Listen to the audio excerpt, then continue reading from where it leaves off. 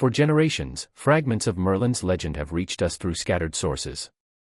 He appears as an elusive presence within Arthurian mythology, simultaneously prophet, sorcerer, and deranged visionary.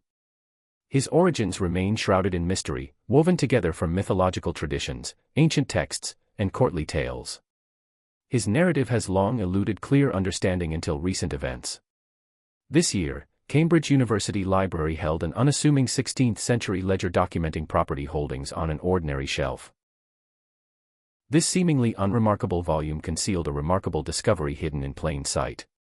The story that follows combines advanced scientific analysis, forgotten medieval knowledge, and a previously unknown portrayal of Merlin that differs dramatically from all previous accounts.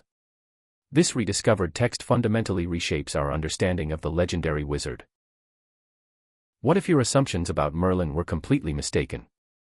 Earlier this year, Cambridge University Library researchers examined a 16th-century property register from Suffolk and Elizabethan administrative record documenting the estates of Huntingfield Manor. Though previously handled, organized, and even exhibited, its exterior had never received serious scholarly attention. Its covering consisted of crudely stitched pieces of ancient parchment. However, one detail seemed peculiar. The written language was neither English nor Latin, but rather Old French, a linguistic form used by medieval nobility that had ceased being written in England long before this book's creation. Furthermore, repeated mentions of a specific name appeared faintly throughout the faded text, Merlin. The researchers quickly understood that the binding originated from a considerably older text, which had been trimmed, creased, and repurposed as a protective covering for a completely unrelated administrative document. They had uncovered a fragment of the Suite Vulgate de Merlin, an uncommon 13th-century expansion of the Merlin narrative. Only approximately 40 copies of this collection remain in existence, each containing distinct variations. Every version was painstakingly reproduced by hand in medieval times, and this newly discovered section, created sometime between 1275 and 1315, now takes its place among them, positioning it within the era when medieval romance flourished. However, a significant obstacle emerged. The parchment was fragile, creased repeatedly until the folds threatened to rupture permanently. Earlier conservators would have faced an impossible choice: detach it through harmful methods that would obliterate irreplaceable material. Instead, the research team adopted an alternative strategy. They maintained the fragment's position within the binding and employed innovative technological approaches never before applied to similar artifacts. Through advanced multispectral analysis, specialized optical tools, and three-dimensional scanning technology, the team digitally reconstructed the parchment's original state without physically disturbing it. This achievement represented both a conservation breakthrough and a methodological revolution in historical document preservation. In March of this year, after 7 centuries of being unread, the text was finally deciphered. What was revealed proved startlingly unusual. The recovered narrative portrayed something peculiar, surreal, and fundamentally distinct from the dignified enchanter depicted in contemporary Arthurian fiction. This rendering demonstrates medieval mysticism, peculiar metamorphoses, and undertones of supernatural wickedness. Here, Merlin manifests as a blind musician, positioned peripherally during Arthur's formative reign. An enigmatic and formidable being. He subsequently withdraws, only to resurface as a hairless boy delivering authoritative proclamations while unclothed. Precisely. The account describes Merlin as a transmutable entity, shifting effortlessly between different incarnations, temporal periods, and societal positions. His fluid transformations underscore his non-human nature and emphasize that ordinary human limitations do not constrain him. This youthful, uncanny Merlin seeks permission to bear Arthur's ceremonial battle flag. Arthur consents, demonstrating shrewd judgment, as Merlin materializes on the battleground commanding a dragon that breathes flame conjured through mystical techniques which reverses the outcome of combat in Arthur's favor. The narrative additionally alludes to his sinister ancestry, suggesting descent from a mortal female and a devilish progenitor. This rendering of Merlin lacks the benevolence characteristic of subsequent adaptations. Rather, he embodies unpredictability, otherworldliness, holiness, and damnation concurrently. These occurrences take place during Arthur's early years, preceding the establishment of the Round Table, the mystical quests, the legendary knights, and court romances. A period when Arthur remained a youthful warrior and Merlin's position held far greater prominence and far greater peculiarity. But what accounts for this singular version of Merlin? And what explains its substantial divergence from more familiar depictions? To comprehend this peculiar metamorphic Merlin, we must look deeper into time, long before Arthur obtained his legendary blade. Prior to serving as a palace wizard or royal counselor, Merlin existed as a deranged hermit. The earliest iteration of the figure identified as Merlin originates in archaic Celtic lore under the designation Merlin Willt, a visionary supposed to have descended into madness following exposure to warfare's atrocities. He sought refuge in woodlands, coexisted with fauna, and started communicating through symbolic language and revelations. A desolate, tormented figure resembling an ancient priest or healer rather than a magician. Nevertheless, an intriguing element arises. Certain scholars propose that Merlin Willt may have had historical foundations, possibly inspired by an actual 6th century Scottish poet or combatant who participated in the Gododin conflict, an authentic recorded war between rival kingdoms.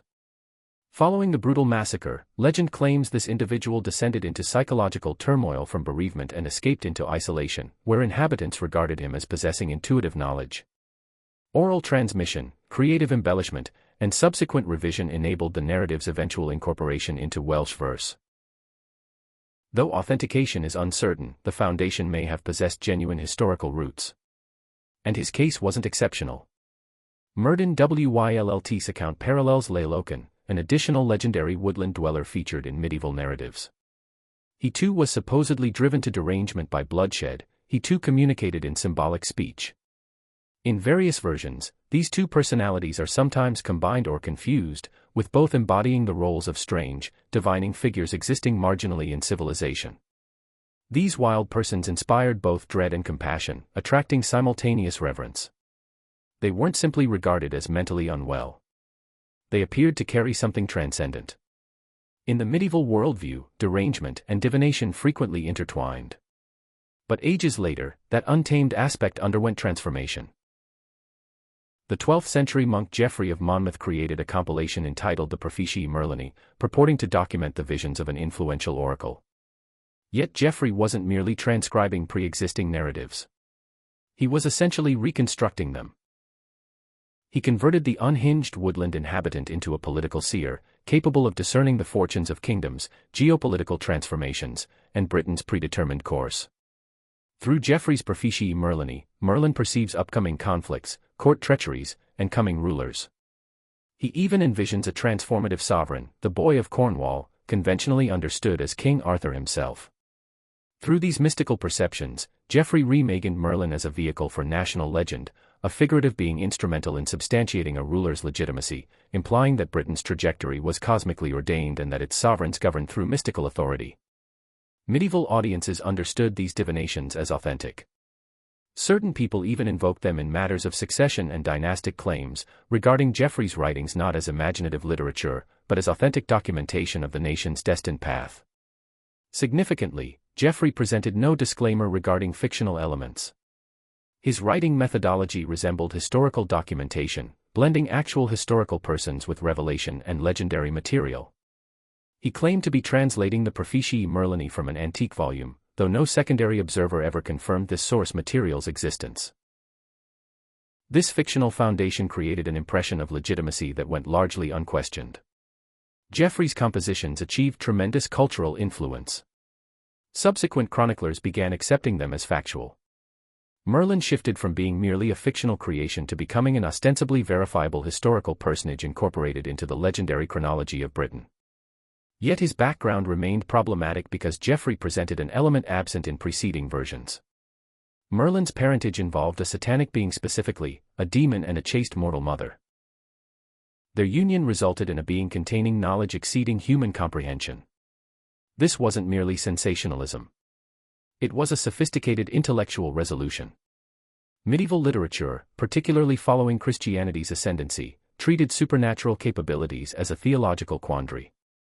Whenever someone demonstrated clairvoyance, performed magical feats, or controlled supernatural entities, that capacity demanded explanation. Medieval doctrine recognized merely two conceivable explanations: godly blessing, signifying sainthood or biblical prophecy, or diabolical sponsorship, suggesting danger or immorality. Merlin, as portrayed by Geoffrey specifically, possessed knowledge surpassing ordinary human capacity. He could forecast with accuracy, articulate occurrences beyond his perception, and comprehend metaphysical phenomena, yet he demonstrated none of the behavioral characteristics associated with sanctity or scriptural prophecy. He contained too much strangeness, too much unpredictability. Geoffrey required an origin narrative that could rationalize Merlin's capabilities while avoiding classification as either blessed or wicked. The answer involved attributing his powers to an infernal progenitor, while concurrently noting that he underwent ecclesiastical sacrament immediately following conception, thereby limiting demonic dominion. This framework presented medieval scholars with an elegant solution. The demonic lineage rationalized his extraordinary faculties. The baptismal sacrament clarified why he wasn't corrupted. It permitted Merlin to embody ambiguity and enigma, a being possessing otherworldly faculties that might advance a holy agenda without possessing holiness himself. But throughout time, interpretations of Merlin underwent continuous revision. When adopted by subsequent French and English authors, particularly throughout the age of chivalric narratives in the 13th and 14th centuries, his characterization underwent significant softening. The crazed inhabitant of wild places transformed into a learned dweller of palaces. His tattered garments gave way to scholarly vestments. These narratives were crafted for aristocratic audiences, particularly female patrons, who appreciated accounts of courtship and romance, spiritual adventures, and ethical behavior. In response to these interests, the character of Merlin was progressively refined. He evolved into a guide, an educator, a reliable confidant to monarchs. No longer characterized as mentally unstable, no longer depicted as aberrant, still retaining magical abilities, yet now elegant and polished, a spiritual figure deemed fitting for polite civilization. Sometimes his more disturbing characteristics were minimized or entirely omitted. The untamed aspects, the psychological instability, the demonic taint, these characteristics gradually vanished over generations, substituted with measured judgment, forbearance, and composed dignity. This iteration represents the Merlin recognized in contemporary times. Yet this civilizing process resulted in significant cultural loss. The archaic Merlin, the unpredictable, the strange, the multiform being, became concealed beneath layers of reimagining. And remarkably, the newly discovered manuscript brings this forgotten version to prominence. What renders this recovery genuinely remarkable is its historical positioning. Scholarly examination indicates the fragment originated during the period 1275 to 1315. This falls precisely during the epoch when Merlin had currently undergone transformation into the composed courtly consultant we presently recognize. By that historical moment, the earlier manifestation of Merlin, the untamed oracle, the transmutable entity, the offspring of demonic and human parentage, had largely faded into obscurity.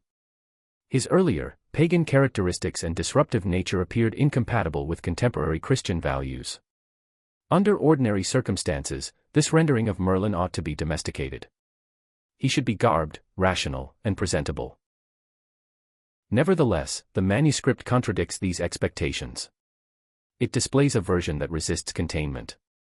This suggests that certain medieval populations had not embraced the newer depiction. It indicates that despite efforts by medieval authors to domesticate the character, some individuals maintained allegiance to the traditional Merlin, the one belonging to untamed regions rather than ecclesiastical institutions. That preservation was achievable exclusively through the technological breakthroughs achieved at Cambridge. These innovations might revolutionize historical document conservation, potentially permitting the recovery of numerous delicate texts previously considered permanently lost. The retrieved Merlin manuscript represents an initial demonstration of what those inaccessible pages might illuminate. Consider the depiction of the blind musician. In medieval symbolism, visual impairment typically connoted not helplessness, but perceptual illumination beyond the material world. The capacity to perceive psychologically or transcendentally. This Merlin embodies no fragility. He possesses perception attuned to supernatural dimensions inaccessible to others. The musical instrument forges a connection to ancient bardic customs. Bards performed multiple functions beyond entertainment. They functioned as composers, record keepers, and visionaries responsible for perpetuating collective remembrance. They maintained inherited wisdom, chronicled legendary figures, and frequently asserted mystical comprehension derived from visions or spiritually inspired performance. Certain mythologies credit them with contact with otherworldly dimensions. They functioned as conduits for spiritual truth. This interpretation of Merlin perfectly embodies the archetype. Subsequently, there's the hairless, unclothed juvenile pronouncing commands with royal authority. Though seemingly incongruous, medieval culture assigned profound symbolic importance to both immaturity and bodily exposure. Youth could symbolize transformation, transcendent absurdity, or sacred naivete. Physical nakedness, meanwhile, represented authenticity unveiled, stripped of artifice, or occasionally, a condition of prophetic illumination. Lastly, the dragon summoning. Merlin's dragon mythology traces its origins to Geoffrey of Monmouth's depiction, wherein Merlin prophetically interprets a confrontation between vermilion and pallid dragons beneath a crumbling fortification. The scarlet dragon, Merlin elucidates, personifies indigenous Britannia. The pale dragon represents Germanic conquerors. Though the vermilion dragon faces hardship, it ultimately prevails. That prophetic narrative subsequently intertwined with Welsh national consciousness, explaining the continued presence of the crimson dragon on contemporary Welsh heraldry. In the recovered manuscript, Merlin's flame-breathing dragon represents more than theatrical spectacle. It manifests tremendous force made sensory and concrete. Ultimately, demonic parentage. While the manuscript doesn't characterize Merlin as malevolent, it perpetuates the historic concept that he originated from sexual union between a mortal female and a diabolical being, a creature partaking of both redemption and eternal punishment. Medieval doctrine attributed distinctive metaphysical significance to such beings. Neither wholly damned nor genuinely absolved. But if you found Merlin's authentic narrative captivating, explore the sinister real-world inspiration that underlies an iconic fairy tale. Join us in a forthcoming installment.